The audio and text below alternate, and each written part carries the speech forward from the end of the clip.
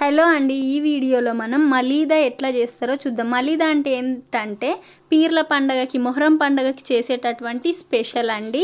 దానికి మనం మైదా పిండి తీసుకోవాలి చూసారా, లేదంటే గోధుమ పిండి, కొద్దిగా రవ్వ. అంటే 1 కేజీ గోధుమ పిండి తీసుకుంటే 1/2 కేజీ రవ్వ తీసుకోవాలి. చాలా స్మూత్గా వస్తుంది.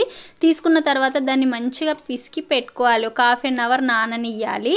సేమ్ చపాతీ పిండి లాగా అండి. చపాతీ పిండి లాగా నాననిచ్చిన తర్వాత చపాతీ కంటే సైజ్ మాత్రం డబల్ ఉండాలండి. ఒక చపాతీ మనం సన్నగా చేస్తాం కదా, అలాంటి 3 చపాతీలు అంత దొడ్డుగా ఉండాలి. కొంచెం మందంగా చేసుకుంటే టేస్ట్ అన్నది చాలా బాగుంటుంది. సిమ్లో పెట్టి దాన్ని కాల్చుకోవాలండి. మనం పిండిని ఇట్లా నానబెట్టి కొద్దిసేపు పక్కన పెట్టేసుకోవాలి. పెట్టుకుంటే పిండి అన్నది చాలా స్మూత్గా ఉంటుంది. అందులో సాల్ట్ అలాంటిది ఏమి వేయొద్దు. కొంచెం ఆయిల్ కానీ నెయ్యి కానీ వేసుకొని కలిపి పెట్టుకోవాలి. ఈ విధంగా చపాతీలు అయిన తర్వాత సేమ్ చపాతీ లాగానే, కాకపోతే ఏంటంటే మనం నూనె మాత్రం యూజ్ చేయొద్దండి. పెంక పైన కానీ, మనం ఒత్తుకుంటున్నటువంటి దానిపైన కానీ, పీట పైన కానీ. ఎందుకంటే పొడి పిండి పెట్టి మాత్రమే మళ్ళీ వాటర్తో చమరొద్దు. సేమ్ జొన్న రొట్టెల ప్రాసెసే, కానీ జొన్న రొట్టెని వాటర్తో చమురుతాం కదా, దీన్ని చమరకుండా చూసుకోవాలి.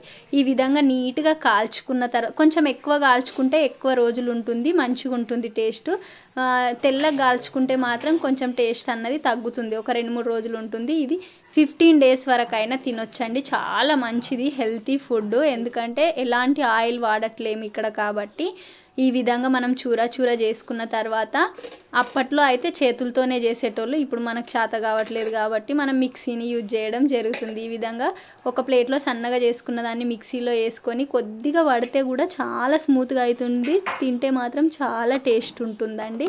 చూడండి, ఈ విధంగా పెట్టి నేనైతే మిక్సీ పట్టుకోవడం జరుగుతుంది. మిక్సీ పట్టుకున్న తర్వాత వేరే ప్లేట్లోకి దాన్ని షిఫ్ట్ చేసుకోవాలి. చూడండి, ఆ విధంగా అవుతుంది. ఒక పెద్ద గిన్నె లాంటిది తీసుకొని దాంట్లోకి మనం షిఫ్ట్ చేసుకున్న తర్వాత దీంట్లో మళ్ళీ చక్కెర కూడా కలపాలండి. ఎందుకంటే స్వీట్గా ఉంటుందండి. ఇదిగో నువ్వులు, కొబ్బరి, పుట్నాలు, ఇలాచీలు, యాలకులు కూడా, యాలకుల పౌడరు, తర్వాత సోంపు, కొద్దిగా సోంపును కూడా వేసుకోవడం వల్ల ఏమవుతుందంటే టేస్ట్ చాలా బాగుంటుంది. కడుపు పట్టదు అంటారు కదా, ఆ విధంగా ఉంటుంది. అంటే డైజెషన్ అన్నది మంచిగా అవుతుంది. దానిపైన ఈ విధంగా వేసుకున్న తర్వాత షుగర్ని, ఒకవేళ దొడ్డుగా ఉందనుకోండి, మాత షుగర్ ఈసారి దొడ్డుగా వచ్చింది కాబట్టి నేను ఏం చేసిన అంటే జస్ట్ 1 టైం ఆన్ చేసి ఆఫ్ చేసిందండి. మరీ పౌడర్ చేసుకోవద్దు. ఆ విధంగా క్రిస్పీగానే ఉంచుకోవాలి. దాన్ని కూడా షుగర్ని అందులో కలపడం జరిగింది. కలిపిన తర్వాత దాన్ని మొత్తాన్ని కొంచెం నెయ్యి, మనం ఆల్రెడీ, నేనేమో ముందు పిండిలోనే వేసినాను. మా పిల్లలకు నెయ్యి అంటే అంత ఇష్టం ఉండదు కాబట్టి ఇక వాళ్ళకి తెలియదు ఆ విషయం. ఇప్పుడు దీనిపైన వేసుకుంటే నెయ్యి ఫ్లేవర్ చాలా బాగుంటుంది, స్మెల్ కూడా చాలా బాగుంటుంది. వేసుకున్న తర్వాత ఈ విధంగా మంచిగా మిక్స్ చేసుకోవాలండి. ఆ చక్కెర బాగా దానికి పడుతుంది.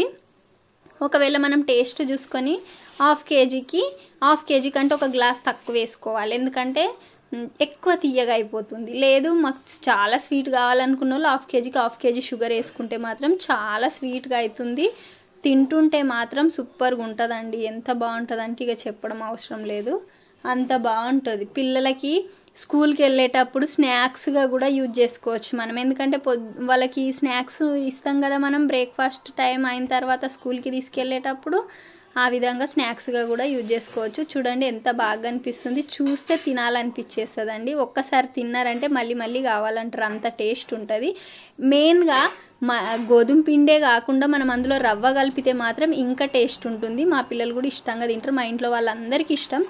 ఇది అందరి పండగ అండి. ఎందుకంటే ముస్లిమ్సే చేయాలని ఏం లేదు, అందరూ చేసుకుంటారు. మా ఊర్లో అయితే అందరం కలిసి చేసుకుంటాం కాబట్టి మేము కూడా చేస్తాం.